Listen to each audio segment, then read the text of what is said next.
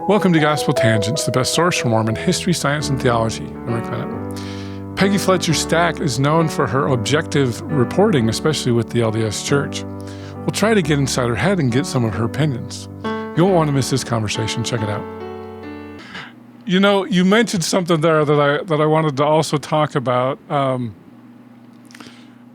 Here at Gospel Tangents, one of the things that I try to do is I try to leave my opinions out, and so I will frequently get the question about, are you a good church member? Do you go to church? Are you a member of the community of Christ? You must not be Mormon, because I really do make an effort to, opinions leak out. So, but I try to make an effort to be like a Peggy, where I don't put my opinions out there. I try to be fair to everybody. And when talking to you, you said it was like a journalistic ethic that you don't bring your personal feelings into that. Can you talk a little bit more about that? Oh, yes. I mean, it's actually kind of a rule. I get asked every single day, are you Mormon? Are you a member of the church? Are you a former member? Are you a never member? And my answer to them is always the same. I'm a person of faith. I will respect yours, but it's not your business what my faith is. And beyond that, I'm not allowed to write opinion. I'm a reporter. I am not an opinion writer. And I do everything I can to keep my opinion out of the paper. And honestly, also out of social media. You're not going to see me weighing in on current politics. Not the president, not the administration. I might post a link to a news story, not an opinion piece, but a news story. But even there, I'm very careful about that. It's just, I can't tell you what I think about President Nelson, I can tell you what I've written, quoting other people. Obviously, my bias is revealed in the people I choose to quote and the stories I choose to write about, but you're not going to hear me in my own voice telling you opinions about current events or religion or the church or any church. I definitely have opinions, but I can't share them, and neither should any other journalist who wants credibility. You can't be an opinion writer and a journalist. That doesn't work. It undermines your credibility. You know, if I'm out there saying so-and-so is a bad Mormon or so-and-so is the epitome of goodness or something, I can't do that. That wouldn't be, then would people believe me when I write in a neutral way, a fair way about faith? I respect faith. I respect all faith. So, we are working on a series. The Salt Lake Tribune has this big series called The Divide. It's about the ways in which our communities are divided about religion. And our first one was about how Latter-day Saints and their neighbors, how these issues play out in neighborhoods. And then our second one was about how it plays out in dating. And now we're working on a series, a story about how the tensions between Mormons, current members, and former Mormons, how that affects communities, how they interact with one another, and how what they bring to it, how that relationship affects. And we are listening to both sides and every side about that, because that's what we do as journalists. I'm proud of that. So how do you contrast that with, say, a Gordon Monson or Stephen A. Smith? Who's that other one you said? Stephen A. Smith. He's a sports pundit, basically. He's always given his opinions on everything. Well, they're opinion writers. That's what they do.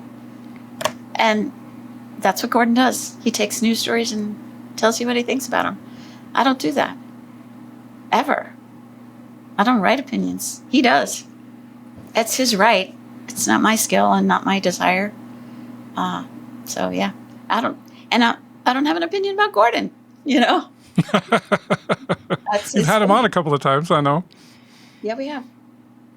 Well, yeah, because on the podcast, the Mormon Land podcast, we allow people, our guests, to have lots of opinions, and in our writing, people have opinions, and we quote them. It's just not necessarily our opinion. It's not any kind of Tribune opinion or Peggy Stack opinion. It's the people themselves. So yeah, Gordon, we have him on Mormon Land. He talks about his opinions. He's welcome to them. Whether I agree or disagree, you'll never know, because I'll never tell you. Do you think people don't understand the line between Yes, I you do. and Gordon?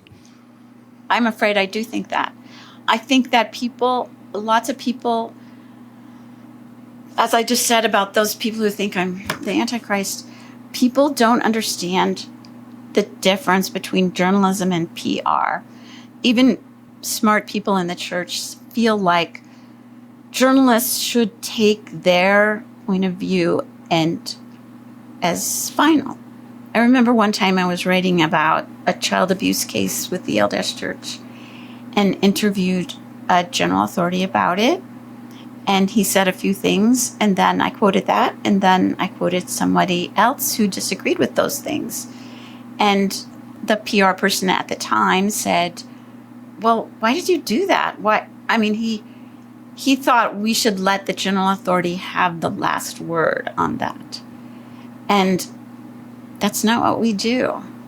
You know, we don't have general authorities of journalism that have the last word, you know. And so that's hard for people of any faith to understand. You know, even like minority faiths, you know, they think, well, why would you ever write anything critical?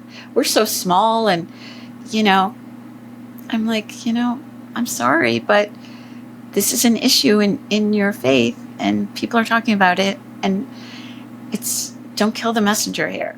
But I do think, first of all, I think that readers, listeners have a hard time distinguishing between journalism and opinion writing. And I also think some journalists have contributed to that by being clear about their opinions as journalists and crossing lines on social media or in their work or appearing on talk shows and talking about it. And I'm very, very, very careful about that. I'm not going to do it. Yeah. Well, very interesting. So can you talk a little bit about, because it sounds like I get blowback too, but it sounds like you get people that are mad at you because you won't say I'm a Mormon or I'm a Catholic or whatever. And you also people also get mad at you because you're too nice to the church. That's exactly right. I do get it from both sides. I've told people I get more hate mail than our sports reporters. That's pretty amazing. Does Gordon agree with that? He gets a lot as well. The thing of it is, if you're an opinion writer, you got to realize you're going to get a lot of counter opinions, right? But if you're a reporter, you know, and I try, unless people just swear at me or something, if they make a point, even if it's a hostile one, I try to reply to those and talk them down and say maybe why I had that perspective or my, you know, quoted that person or took on that issue or something like that. I try to defang them, if you will, but I'm never going to persuade people that I'm not the enemy. It's just too easy in today's world to attack the messenger. And in Utah here, a big message is the LDS Church.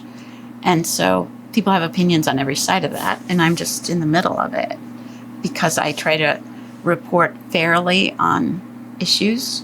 I'm not going to stop reporting gender or abuse or anything like that. LGBT, those are ongoing conflicts within the faith.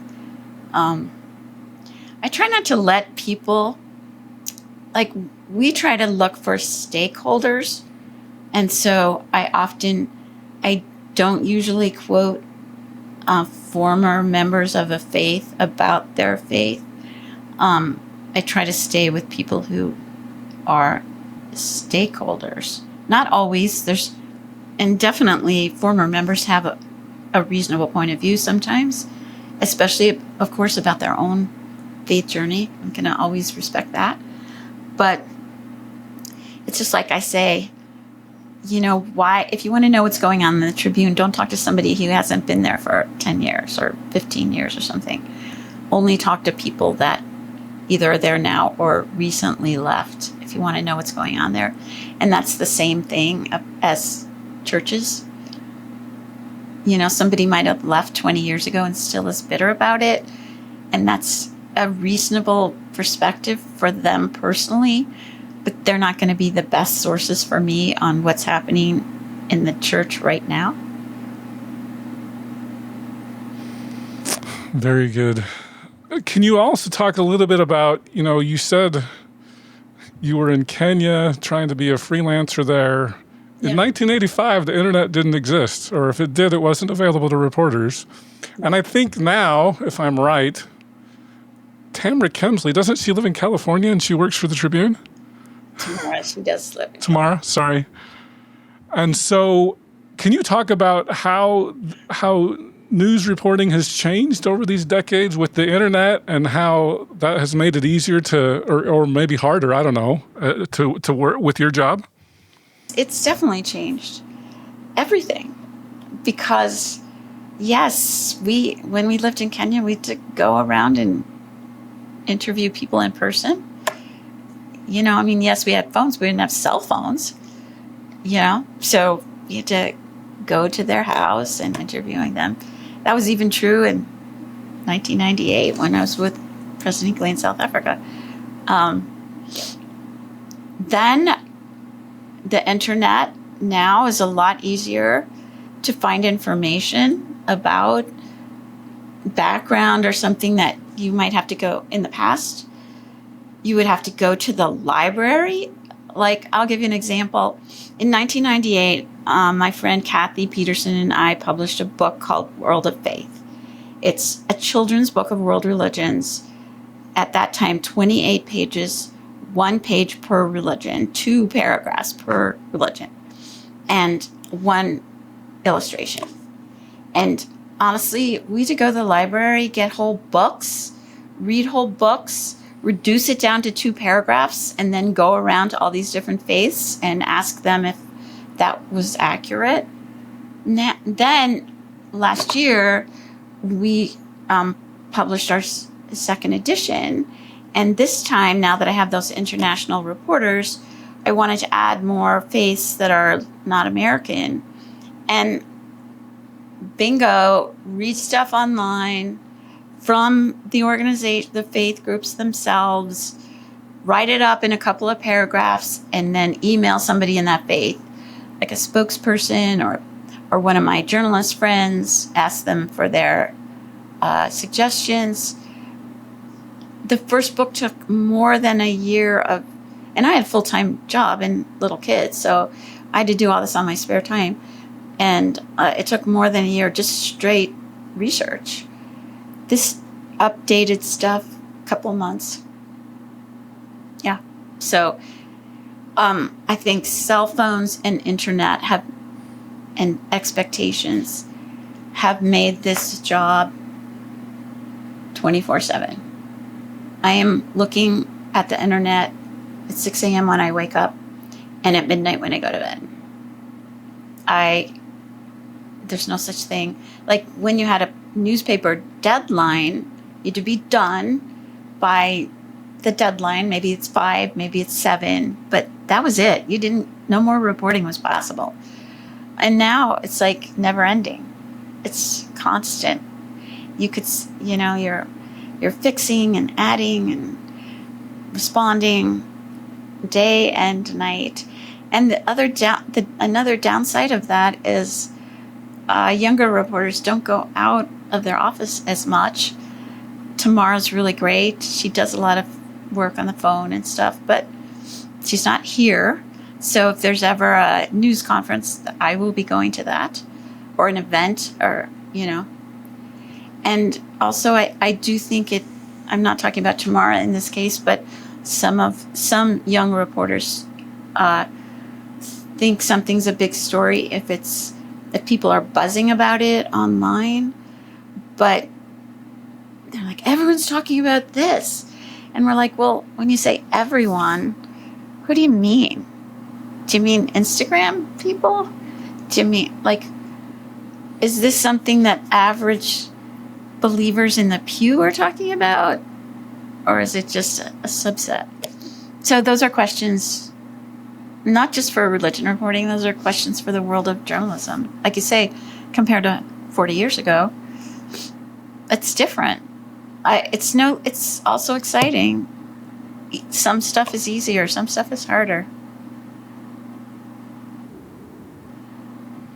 Could you have continued 40 years later living in New York and starting a religion thing now? It was impossible in 85, right? But you could probably have done it now? I don't know. New York is so expensive, we couldn't have raised kids there. That was the big downside, is that it's like, we had a very nice 2-bedroom apartment, but, 4 kids, really? Yeah. Anyway. Yeah. Well, great. Well, any last thoughts before I let you go? Nope, this has been fun. All right. Well, Peggy Fletcher Stack, it's been a pleasure being here on Gospel Tangents, and hopefully we'll see you again. Good luck. I hope you enjoyed our conversation with Peggy Fletcher Stack from the Salt Lake Tribune. Peggy, thank you so much for sitting down with me. It was a fantastic conversation, and I really appreciate this. In our next conversation, I'm excited to have Dr. Matthew Bowman back on the show. We're going to be talking about his new book on Joseph Fielding Smith. I say in the volume that I think Joseph Fielding Smith is the most significant LDS theologian in the 20th century, and I stand by that. I think that's... Even over Widsoe and Talmage? Yes, absolutely. Is that because he lived so long? It is because I think ultimately Fielding Smith was more influential than them. Fielding Smith left a deeper mark, and a mark that persists even more deeply than Talmage does, even up through today. Thanks for listening, and I hope you to continue to enjoy Gospel Tangents. Consider becoming a Patreon or go to gospeltangents.com/shop, and you can get a cool tie, a hat, or even a nice mug. You can also get a sweatshirt, so check it out at gospeltangents.com/shop.